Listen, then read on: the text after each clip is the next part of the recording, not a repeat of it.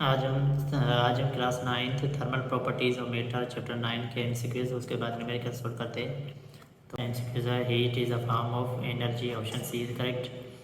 2 है heat capacity of product of mass and specific heat कहते हैं, इसका option D is correct, specific heat of material.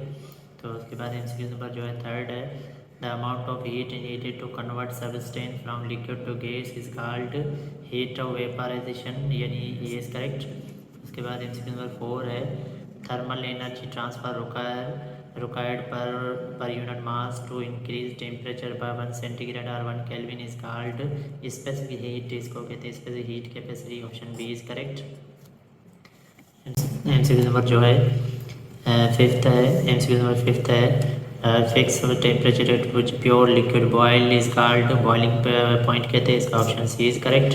MCQ 9 है 6 है the melting point of ice at normal atmosphere pressure. तो normal atmosphere pressure पे जो melting point होती है वो 0 सेंटीग्रेड, तो सी इज करेक्ट। उसके बाद एमसीक्यू 7 है the thermal energy transfer required to change a liquid into the solid into liquid without changing its temperature.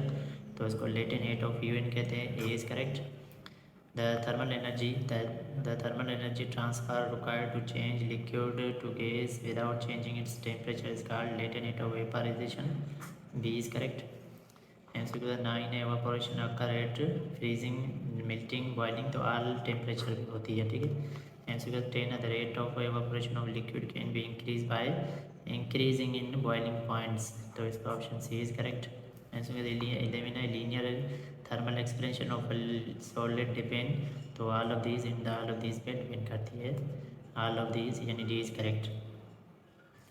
अब न्यूमेरिकल सॉल्व करते हैं। तो फर्स्ट न्यूमेरिकल्स का सी पार्ट जो है न्यूमेरिकल्स का converts 30 centigrade into kelvin and Fahrenheit scale, तो इन दोनों स्केल के अंदर कन्वर्ट करना है।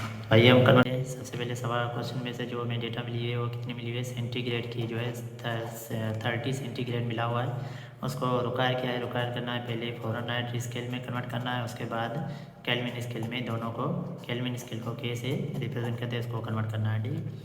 तो फार्मूला कौन सा लगेगा, पहले जो केल्विन स्केल के लिए फ़ारेनहाइट स्केल के लिए लगेगा वो लगेगा एफ इजिकल टू क्या लगेगा 9/5 C प्लस 32, और केल्विन के लिए फार्मूला लगेगा तो के इजिकल टू C प्लस 273, ये फार्मूला लगेगा, ठीक है।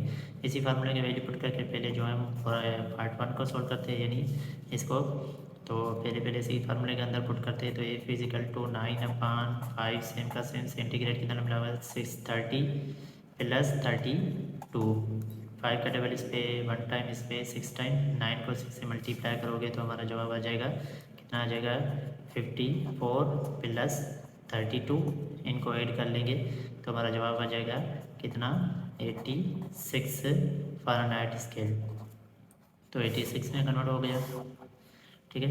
अच्छा, एक अल्टरनेटिव एक ट्रिक्स भी है जिसको आप शॉर्ट में सॉल्व भी कर सकते हो, अगर एमसीक्यूज में यही सवाल आ जाए तो उसको ट्रिक्स के लिए हम शॉर्ट में यहाँ पे लिख लेते हैं। वो ट्रिक्स है कुछ इस तरह से, जो वो अप्रोक्सीमेट जवाब आता है वो क्या है कि अगर आपको सेंटीग्रेड को फ़ारेनहाइट स्केल में कन्वर्ट करना है तो उसके लिए ये एक फार्मूला है कि यानी C × 2 + 30, तो ये ट्रिक है जो एमसीक्यूज के अंदर आ जाए तो उसका आंसर भी अप्रोक्सीमेट वही आ जाता है। तो अगर इसको कह रहे हैं कि फ़ारेनहाइट स्केल में कन्वर्ट करना है तो सेंटीग्रेड कितना मिला हुआ है 30 × 2 + 30, तो इसको हम ऐड करेंगे तो कितना आ जाएगा 60, तो प्लस इसको मल्टीप्लाई करेंगे जवाब आ जाएगा 60 + 30, तो हमारा जवाब आ जाएगा 90 फ़ारेनहाइट स्केल।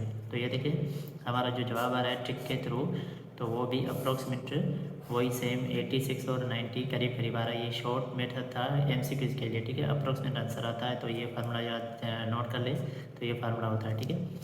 अच्छा, ऐसे ही अब हमें जो है पार्ट 2 यानी केल्विन स्केल में कन्वर्ट करना है। इसको केल्विन स्केल में कन्वर्ट करने के लिए C + 273 है, C कितना मिला हुआ है 30 + 273, इनको ऐड कर लेते हैं 273 + 30, 0 0 1 ऊपर चला गया 3, तो हमारा केल्विन स्केल में कितना आ गया 300 केल्विन स्केल।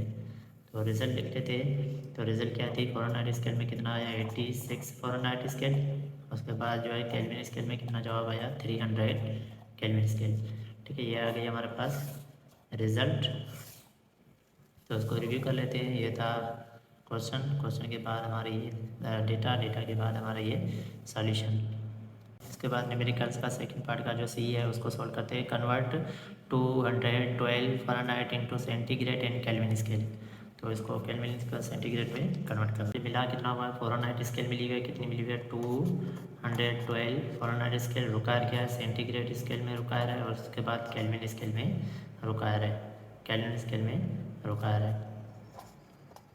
ठीक है, फार्मूला कौन सा लगेगा सेंटीग्रेड के लिए, वही फ़ारेनहाइट स्केल वाला लगेगा, लेकिन इसमें थोड़ा सा उल्टा लगेगा, यानी 5/9। उसमें क्या था 9/5 था। ठीक है, और एफ -32, वहाँ पे +32 था, यहाँ पे -32 होगा। ठीक है, और केल्विन स्केल के लिए क्या करेंगे, इसको कन्वर्ट जब सेंटीग्रेड में हो जाएगा तो केल्विन स्केल के लिए हम वही फार्मूला पिछले वाला इस्तेमाल करेंगे, यानी C+273।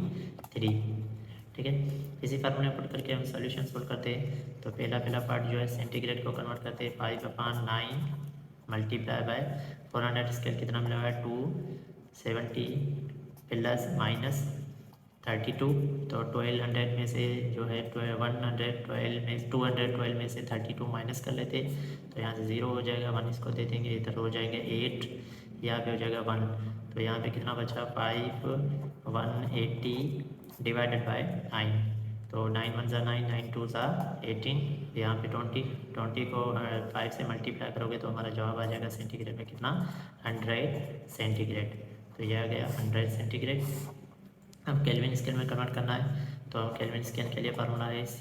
तो C की वैल्यू कितनी मिली हुई है 100 प्लस 273। तो उनको ऐड करेंगे तो हमारा आ जाएगा 373। तो ये आ गई रिजल्ट हमारी। सेंटीग्रेड में कितनी आई 100 सेंटीग्रेड, और उसके बाद केल्विन स्केल में कितनी आई 373। ये आ गई हमारी रिजल्ट। तो रिव्यू कर लेते हैं। ये था क्वेश्चन में से सॉल्यूशन के बाद हमारी ये आ गई रिजल्ट। उसके बाद न्यूमेरिकल्स में सोल्व करते हैं। थर्ड का जो सी है, how much heat is required to boil 3 kg water which is initially 10 centigrade. ठीक है, तो इनिशियली 10 सेंटीग्रेड उसको रिक्वायर करने के लिए हीट कितनी रिक्वायर होगी उसको हमें मालूम करने हैं। 3 का जो है सी उसकी डेटा लिख लेते हैं। तो डेटा के अंदर सबसे पहले मास हमें तो वाटर कितना मिला हुआ है 3 kg, और उसके बाद टेम्परेचर जो है कितना है, पहले जो इनिशियली टेम्परेचर था 10 सेंटीग्रेड, और हमें पता है कि बॉयल जो होगा वाटर वो हमें पता है कितना होगा 100 सेंटीग्रेड, जो डेटा के अंदर नहीं होती है लेकिन अंडरस्टूड होती है। और उसके बाद जो होता है सी होता है स्पेसिफिक हीट कैपेसिटी कांस्टेंट, जो कि वाटर के लिए है कितनी है 4200 जॉल पर kg पर सेंटीग्रेड। ठीक है, ये एक कांस्टेंट आपको याद करना पड़ेगा, ये पुट करना पड़ेगा। तो इसी फार्मूले के तहत हमें क्या मालूम करना है, हीट मालूम करनी है, कितनी हीट रिक्वायर होगी, यानी आपको डेल्टा क्यू मालूम करना है। ठीक है, वह रिक्वायर है। और फार्मूला यहाँ पे कौन सा लगेगा, फार्मूला कौन सा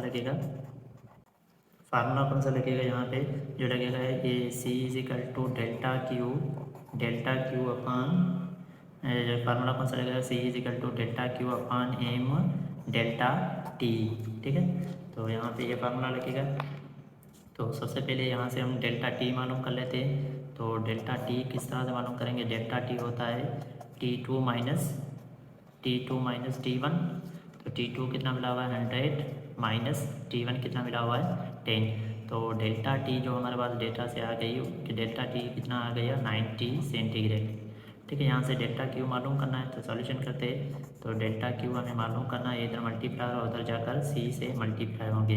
तो एम डेल्टा टी, सी की वैल्यू कितनी मिली हुई, यानी स्पेसिफिक हीट कांस्टेंट वाटर की कितनी होती है 4200 मल्टीप्लाई बाय वाटर कितना है 3 kg, डेल्टा टी कितना हमने मालूम किया है वो है 90। तो इनको आपस में मल्टीप्लाई कर लेते हैं। तो इनको आपको मल्टीप्लाई करने के बाद जवाब आ जाएगा 1134000 जॉल, और 000 को हम केल्विन में भी लिख सकते हैं, तो इसको इस तरह से भी लिख सकते हैं Q is equal to 1134 J के मतलब होता है किलो जॉल। तो ये भी आ गई हमारी रिजल्ट। एक्सरसाइज 4 का भी सॉल्व करते हैं। 2 kg of a copper require 2050 joule of a heat to rise its temperature through 10 centigrade. Calculate heat capacity of a sample. तो सेम फार्मूला लगेगा हीट कैपेसिटी। पहले जो हमें मास कितना मिला हुआ कॉपर का, वो मिला हुआ है 2 kg, ठीक है। और डेल्टा टी, यहाँ से टेम्परेचर डायरेक्ट डेल्टा टी हमें मिला हुआ, वो कितना मिला हुआ है 10 सेंटीग्रेड। और स्पेसिफिक हीट कांस्टेंट जो होती है कॉपर की, वो कांस्टेंट होती है, बुक के अंदर आपकी लिखी होती है, वो आपको याद करनी पड़ती है। वो कितनी होती है 385 जॉल पर kg पर सेंटीग्रेड। रिक्वायर किया हमारे पास यहाँ से जो हीट कैपेसिटी मालूम करनी है, यानी डेल्टा क्यू मालूम करना है। फार्मूला वही सेम लगेगा, C is equal to delta Q upon delta T into N. यहाँ से डेल्टा क्यू मालूम करना है तो रीअरेंज होकर आ जाएगा delta Q is equal to C M delta T.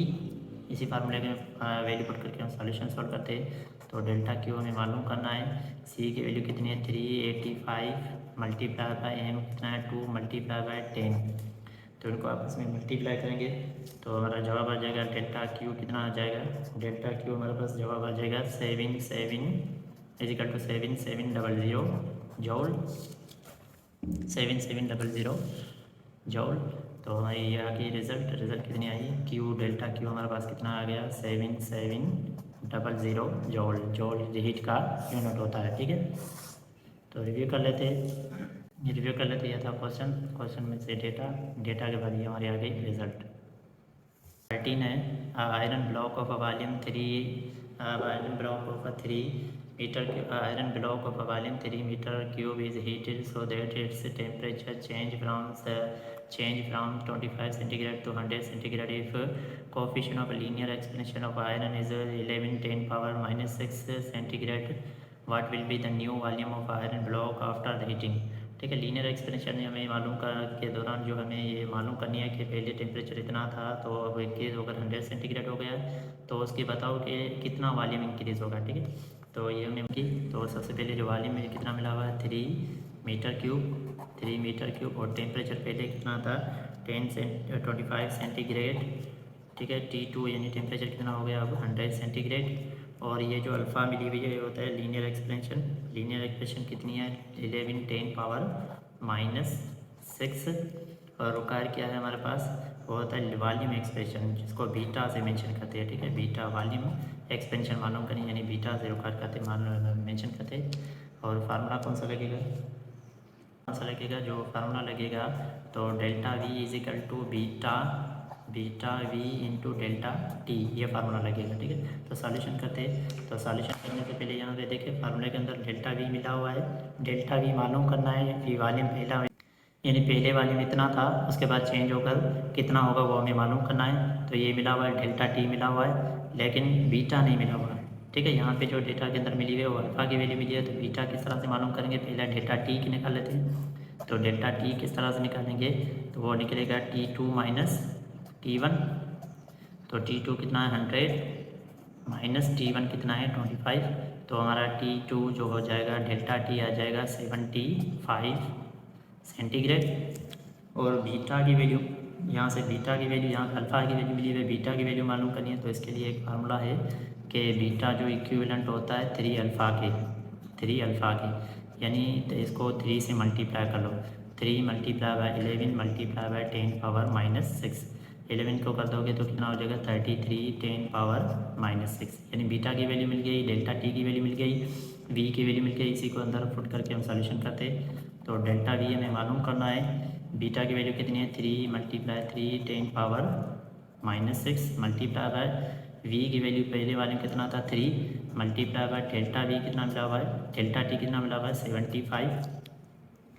तो इनको आपस में मल्टीप्लाई कर लेंगे, तो हमारे पास मल्टीप्लाई करेंगे तो हमारे पास जवाब आ जाएगा, कितना आ जाएगा 0.007 425 मीटर क्यूब।